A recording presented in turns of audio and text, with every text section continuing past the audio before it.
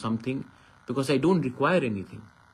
I'm fighting so that our indigenous native Tiprasa people can have self-respect, so that we can live the way other communities in Northeast are living, with a sense of self-respect, pride, so that our next generation can survive.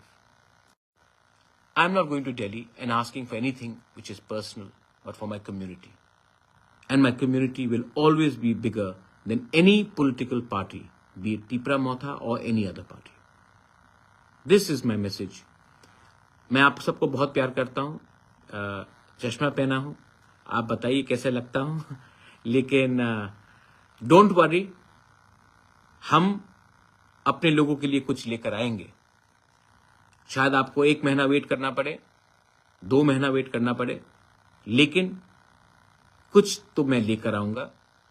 और इस बार हम जो भी करेंगे शांति से, लेकिन लेकर आएंगे. और अपना अधिकार, अपना कॉन्स्टिट्यूशनल अधिकार को हम छोड़ेंगे नहीं, हरगिज नहीं छोड़ेंगे.